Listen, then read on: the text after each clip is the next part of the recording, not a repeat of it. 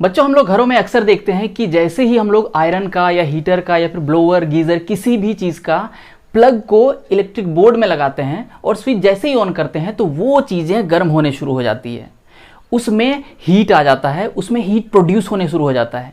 तो बच्चों, आखिर जैसे ही इलेक्ट्रिक करंट में उसे कनेक्ट करते हैं, जैसे इलेक्ट्रिसिटी उसमें पास होने शुरू हो जाता है, तो फिर उसमें आखिर हीट आता कैसे है, आखिर उसमें हीट प्रोड्यूस कैसे होता है, इसी चीज़ के बारे में आज हम लोग डिटेल से अच्छे से इस वीडियो में जानने वाले हैं।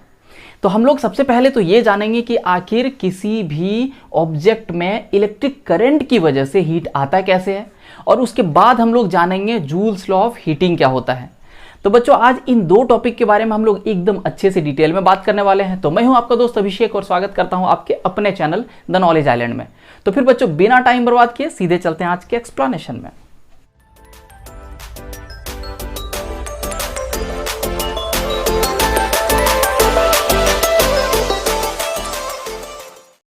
तो जैसे कि बच्चों आप लोगों को पता है कि करंट फ्लो कैसे करता है। करंट फ्लो करने के लिए जो सबसे ज़रूरी चीज़ होता है वो है चार्जेस का किसी एक प्रॉपर डायरेक्शन में फ्लो करना, यानी इलेक्ट्रॉन्स का किसी एक प्रॉपर डायरेक्शन में फ्लो जब तक नहीं होगा तब तक करंट फ्लो नहीं करेगा। और इलेक्ट्रॉन्स किसी एक पर्टिकुलर डायरेक्शन में फ्लो कब करेंगे? जब किसी सर्किट में सेल कनेक्ट करेंगे या फिर बैटरी कनेक्ट करेंगे। हम लोगों ने पढ़ा हुआ है ना, इलेक्ट्रिक करंट के बारे में हम लोगों ने अच्छे से जाना हुआ है, पोटेंशियल डिफरेंस के बारे में अच्छे से जाना हुआ है। इन सभी के बारे में मैंने सेपरेटली वीडियोस भी बनाए हुए हैं। यदि आप लोग को थोड़ा सा भी डाउट है इन सब चीज़ से रिलेटेड तो आप इस सारे वीडियोस को अच्छे से देख सकते हैं। इनके लिंक मैंने डिस्क्रिप्शन में डाल रखे हैं, आप वहां जाइए, फटाफट वहां से ये सारे टॉपिक को एकदम से क्लियर कर सकते हैं।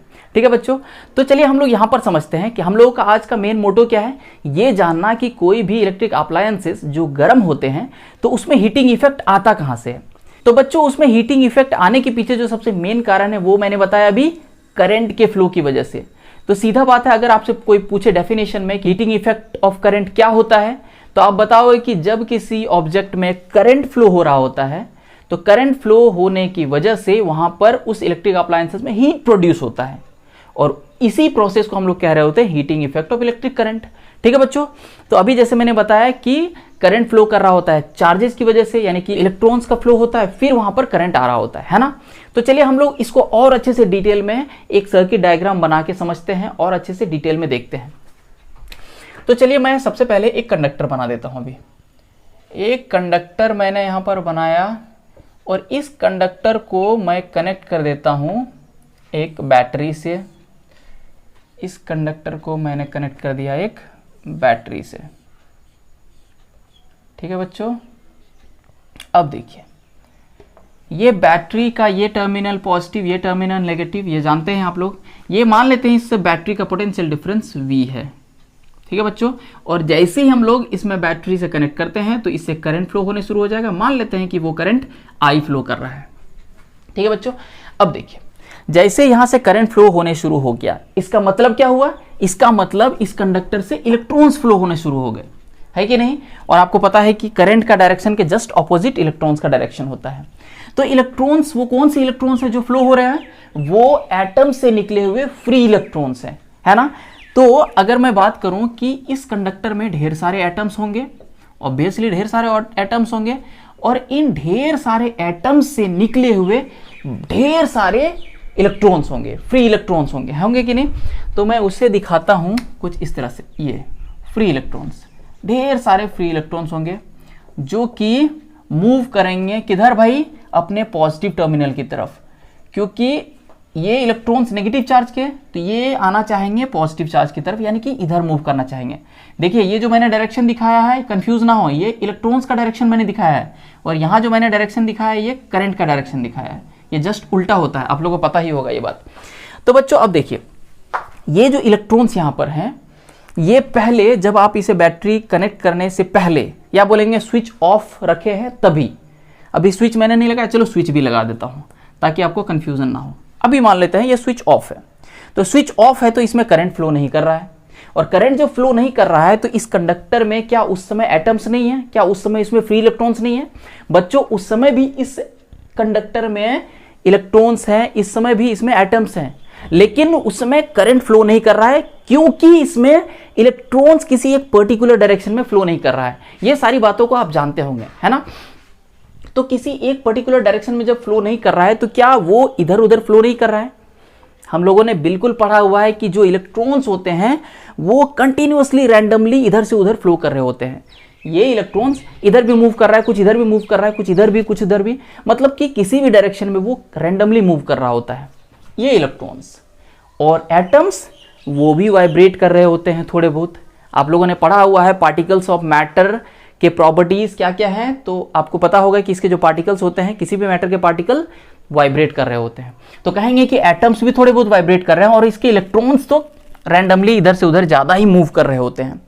अब बात करते हैं, जैसे ही इसमें मैंने स्विच ऑन कर दिया, जैसे ही मैंने स्विच ऑन किया, अब ये करंट फ्लो होने शुरू हो जाएगा, यानी कि इलेक्ट्रॉन्स पहले फ्लो होने शुरू हो जाएगा। इलेक्ट्रॉन्स इस कंडक्टर में फ्लो होने शुरू, किसी एक पर्टिकुलर डायरेक्शन में। पहले इलेक्ट्रॉन्स जिधर उधर कर रहे थे अपना मूवमेंट, जैसे ही स्विच ऑन किया तो किसी एक पर्टिकुलर डायरेक्शन में मूव करने शुरू। अब यहां से बात समझिएगा अच्छे से बच्चों, हम लोगों ने पढ़ा हुआ है कि कोई भी कंडक्टर में रेसिस्टेंस होता है। रेसिस्टेंस का मतलब इलेक्ट्रॉन्स को फ्लो होने से रोकने का प्रॉपर्टी। तो वो रोकेगा कौन भाई? इन्हीं का अपना एटम्स, जहां से ये निकला हुआ रहेगा, साथ ही साथ यहां पर प्रेजेंट आयंस जो इन इलेक्ट्रॉन्स को फ्लो होने से रोक रहा होगा। ये इलेक्ट्रॉन्स फ्लो होना तो चाहेंगे, लेकिन ये एटम्स, ये इसमें जो आयंस प्रेजेंट हैं, वो सब इसको फ्लो होने से रोकेगा। बोलेगा रुक जा भाई रुक जा, हम लोग रास्ते में खड़े हैं। ये ट्रैफिक में, जैसे रोड में जो गाड़ियां बहुत सारी होती हैं, उसी तरह से ये बहुत सारी गाड़ियों की तरह होगा और ये इलेक्ट्रॉन्स भी कुछ गाड़ियों की तरह इससे चलना चाहेंगे। तो रास्ते में आगे में बहुत सारी गाड़ियां रहेंगी तो इनको चलने में दिक्कत आएगा ना? बिल्कुल आएगा। तो ऑब्वियसली ये इलेक्ट्रॉन्स को इधर से फ्लो होने में काफी दिक्कतें आएंगी। किसकी वजह से? इसके एटम्स और आयंस की वजह से। तो कहेंगे इसी रुकावट के प्रॉपर्टी को हम लोग कह रहे होते हैं ना रेसिस्टेंस, कहते हैं ना। तो डेफिनेटली इस कंडक्टर में रेसिस्टेंस होगा, ठीक है बच्चे। लेकिन उसके बावजूद ये इलेक्ट्रिक करंट फ्लो होगा क्योंकि ये इलेक्ट्रॉन्स फ्लो करेंगे, है ना। इलेक्ट्रॉन्स जरूर फ्लो करेंगे, किसी तरह से दिक्कत करके ही इलेक्ट्रॉन्स फ्लो करें, लेकिन करंट वो इलेक्ट्रॉन्स फ्लो जरूर करेंगे, ठीक है। अब बात करते हैं, अब यदि ऐसा कंडीशन हो जाए कि यहां पर एक ऐसा कंडक्टर लगा हुआ है जिसका रेसिस्टेंस बहुत अधिक है, यानी कि जिसमें रुकावटें बहुत अधिक है। यहां से वोल्टेज तो देंगे हम लोग किसको? इन इलेक्ट्रॉन्स को धक्का मारेंगे इलेक्ट्रॉन्स में कि भाई जाओ तुम जाओ तुम जाओ, लेकिन इन इलेक्ट्रॉन्स को रोकने वाले ये एटम्स बहुत अधिक प्रेजेंट होंगे। वैसे चीजें जिसमें रेसिस्टेंस बहुत अधिक होगा, वैसे कंडक्टर जिसमें रेसिस्टेंस बहुत अधिक होगा, यानी कि उसमें रुकावट बहुत अधिक होगा, उस रोड में ट्रैफिक बहुत अधिक होगा। कह सकते हैं एग्जांपल के तौर पे, जिस रोड में ट्रैफिक बहुत अधिक होगा तो उसमें चलने में बहुत ज़्यादा दिक्कतें आएंगी। तो यहां पर अगर कोई ऐसा कंडक्टर लगा हुआ है, ऐसा ऑब्जेक्ट है जिसमें रेसिस्टेंस काफ़ी अधिक है, यानी कि रोकने का प्रॉपर्टी काफ़ी अधिक है, यानी कि उसमें एटम्स बहुत अधिक हैं और साथ ही साथ उसमें आयंस भी बहुत अधिक है जो इन इलेक्ट्रॉन्स को फ्लो होने से रोकेंगे। उस केस में बच्चे ये इलेक्ट्रॉन्स पूरा जिद्दोजहद लगा के फ्लो करने की कोशिश करेंगे और रास्ते में जो एटम्स आएंगे उनको धक्का मुक्का मारते हुए ये आगे निकलने की कोशिश करेंगे। ये इलेक्ट्रॉन्स रुक जाते यदि यहां से धक्का मारने वाला ये नहीं होता। तो ये बैटरी का जो पोटेंशियल था, ये अगर इसको नहीं लगा रहा होता, वोल्टेज अगर इसे नहीं दे रहा होता, प्रेशर नहीं दे रहा होता, तो ये कभी नहीं बढ़ते।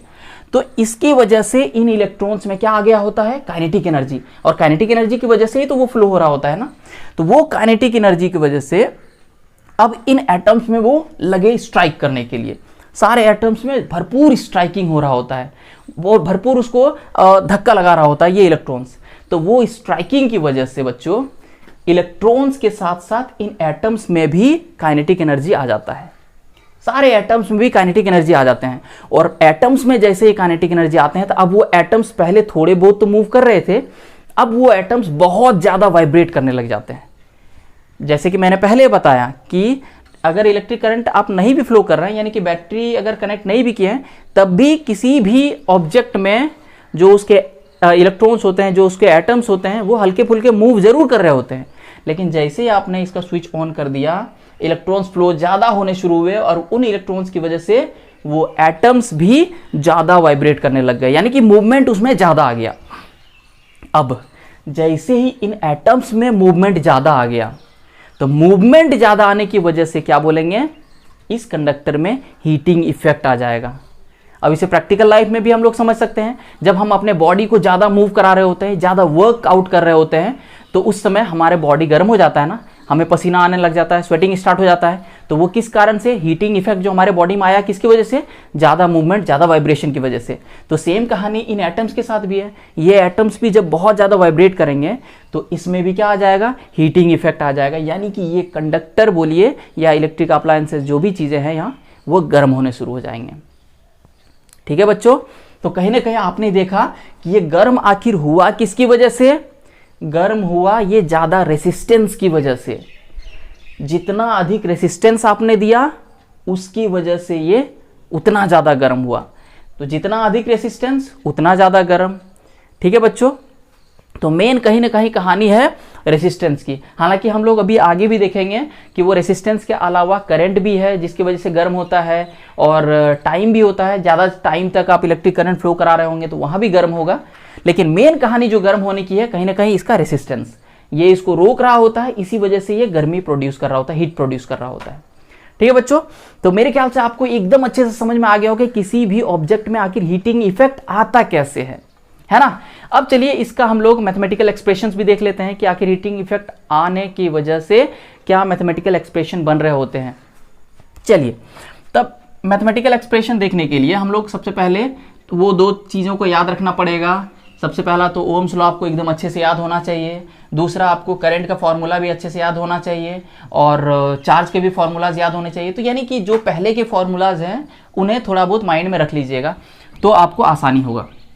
सबसे पहले इस पोटेंशियल डिफरेंस से शुरू करते हैं। तो जैसे कि आपको पता होगा, पोटेंशियल डिफरेंस इक्वल्स टू क्या होता है, V equals to, potential difference का फॉर्मूला क्या होता है बच्चों, पोटेंशियल डिफरेंस इक्वल्स टू होता है W बाय Q।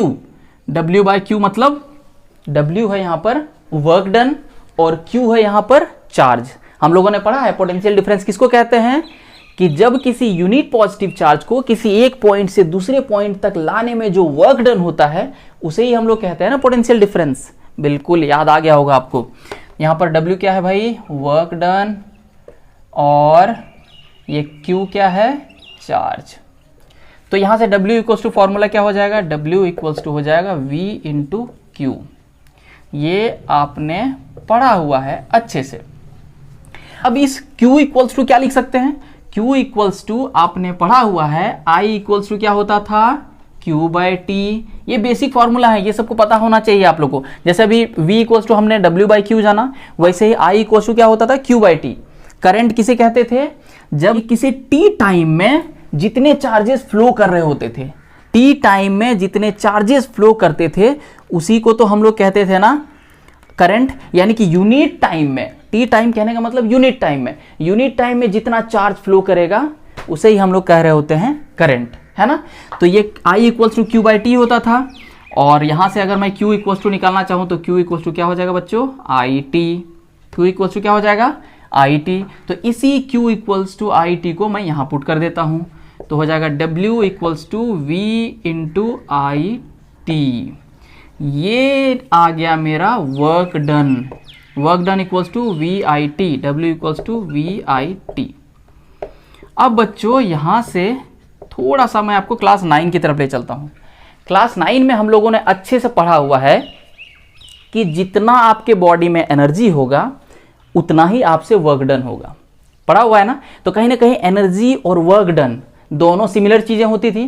तो यहां पर जो वर्क डन है, तो क्या मैं कह सकता हूं इस वर्क डन को एनर्जी, कह सकता हूं नहीं कह सकता हूं, बिल्कुल कह सकता हूं। तो इस वर्क डन को मैं एनर्जी भी कह देता हूं। एनर्जी इक्वल टू क्या हो जाएगा, VIT। अब बच्चों ये कैसे एनर्जी होगा, यहां पर ये वर्क डन से कौन सा एनर्जी प्रोड्यूस होगा, तो ये हो जाएगा बच्चों हीट एनर्जी। तो ये हो गया अपना हीट का formula, heat equals to VIT। Heat कैसे प्रोड्यूस हुआ, जब पोटेंशियल डिफरेंस को करंट के साथ मल्टीप्लाई कर दिए और साथ ही साथ टाइम के साथ मल्टीप्लाई कर दिए। अब यहां से मैं थोड़ा सा और इसको आगे बढ़ा दूं कि V equals to Ohm's law से क्या होता है, आप चाहो तो यहाँ लिख सकते हो, इसे आप इक्वेशन 1 बना दो। फ्रॉम, यहाँ लिखिए from Ohm's law, from Ohm's law क्या होता है, V equals to I R होता है ना। अब इस V का वैल्यू को पुट कर देता हूं मैं इक्वेशन 1 में, putting the value of V in equation 1, तो क्या हो जाएगा बच्चों, हीट इक्वल्स टू, यहाँ V के जगह पे क्या लिखेंगे, I R into I into T, तो H इक्वल्स टू हो जाएगा आई स्क्वायर आर टी। यही आ गया आपका हीट एनर्जी का मेन फॉर्मूला। ठीक है बच्चों, ये आ गया आपका हीट एनर्जी का मेन फॉर्मूला। तो हीट प्रोड्यूस कैसे होगा, जब करंट का स्क्वायर साथ ही साथ रेसिस्टेंस और टी को मल्टीप्लाई करेंगे तो हमें मिल जाएगा हीट एनर्जी। ठीक है बच्चों, तो ये था आपका मैथमेटिकल एक्सप्रेशन जिससे आप हीट आसानी से आप निकाल सकते हो कि किसी भी कंडक्टर में कितना हीट प्रोड्यूस हो रहा है। ठीक है बच्चों, तो अब बात कर लेते हैं हम लोग जूल्स लॉ ऑफ हीटिंग की, यानी कि जूल जी ने हीट से रिलेटेड क्या क्या लॉज दिए थे। तो बच्चों आपको जब जूल्स लॉ ऑफ हीटिंग बताऊंगा तो आपको खुद समझ में आ जाएगा कि कहीं ना कहीं उसका सीधा रिलेशन इसी से है। जूल जी ने अपने 3 नियम दिए थे। सबसे पहला नियम में उन्होंने बताया था कि जो हीट एनर्जी है वो डायरेक्टली प्रोपोर्शनल होता है स्क्वायर ऑफ द करंट के, यानी कि heat energy is directly proportional to the square of current. Heat energy is directly proportional to the square of current. ठीक है, तो ये हो गया पहला लॉ। समझ में आया कि किसी भी कंडक्टर में जो हीट एनर्जी प्रोड्यूस हो रहा होता है कहीं ना कहीं वो डायरेक्टली प्रोपोर्शनल होता है उस कंडक्टर में फ्लो हो रहे करंट के स्क्वायर के। दूसरा लॉ में आते हैं। दूसरा लॉ उन्होंने दिया था H is directly proportional to the resistance of the conductor. Heat directly proportional होगा उस कंडक्टर के रेसिस्टेंस की, यानी रेसिस्टेंस अगर बढ़ाएंगे तो हीट बढ़ेगा, रेसिस्टेंस अभी घटाएंगे तो हीट घटेगा। जैसे अभी हम लोगों ने यहां पर बात किया ना कि सीधा सीधा हीट का कनेक्शन किसका होता है, रेसिस्टेंस का होता है। हीट का कनेक्शन रेसिस्टेंस से है ना बच्चों, तो heat is directly proportional to resistance, ये जूल जी ने बताया हुआ है। और तीसरा हो गया भाई heat energy is directly proportional to time, यानी जितना अधिक टाइम तक आप कंडक्टर में इलेक्ट्रिक करंट फ्लो करेंगे उतना हीट अधिक प्रोड्यूस होगा, जितना कम टाइम तक उसमें इलेक्ट्रिक करंट फ्लो करेंगे उतना कम हीट प्रोड्यूस होगा। ठीक है बच्चों, जैसे कि आप लोगों ने देखा होगा कि आप थोड़ी देर के लिए अगर आप स्विच ऑन करते हैं तो आयरन थोड़ा सा गर्म होता है या ब्लोअर थोड़ा सा गर्म होता है, लेकिन अगर ज़्यादा टाइम के लिए आप वो स्विच ऑन रखेंगे यानी कि ज़्यादा टाइम तक इलेक्ट्रिक करंट फ्लो हो रहा होता है तो ज़्यादा गर्म हो जाता है। तो टाइम भी डायरेक्टली प्रोपोर्शनल होता है हीट के। तो ये तीनों हमें क्या मिल गए, ये मिल गए जूल्स लॉ ऑफ हीटिंग, यही तीनों है जूल्स लॉ ऑफ हीटिंग। ठीक है बच्चों, अब यदि ये तीनों इक्वेशन को मैं अगर एक साथ करने की कोशिश करूं, इसे मैं अगर फर्स्ट इक्वेशन कह दूं, इसे सेकंड, इसे थर्ड, तो तीनों से हमें क्या मिल जाएगा, ये भी हीट का ही डायरेक्टली प्रोपोर्शनल है, ये भी हीट का, ये भी हीट का। तो मैं लिख सकता हूं heat is directly proportional to I square R T. लिख सकता हूं कि नहीं लिख सकता हूं, बिल्कुल लिख सकता हूं। तो बच्चों ये मिल गया आपको जूल्स लॉ ऑफ हीटिंग का फाइनल एक्सप्रेशन। हालांकि इसे और थोड़ा सा आगे हम लोग लेके जा सकते हैं। यदि हम लोग इस प्रोपोर्शनलिटी साइन को हटाएंगे तो हम लोग क्या लिख सकते हैं, के आई स्क्वायर आर टी। यदि मैं प्रोपोर्शनलिटी साइन को हटा के मैं एक कांस्टेंट के यूज कर लेता हूं, लिख देता हूं वेयर के इज अ कांस्टेंट, वेयर के इज अ कांस्टेंट। तो और यदि मैं इस के का वैल्यू इफ के इक्वल्स टू 1 मान लूं तो इसके जगह पे अगर मैं 1 पुट कर दूं तो हमें फाइनल एक्सप्रेशन क्या मिल जाएगा, H equals to I square R T. देखिए ये चीज़ तो हम लोग को ऑलरेडी मिला हुआ है ना, ये हमें पहले से यहाँ पर मिला हुआ है ना।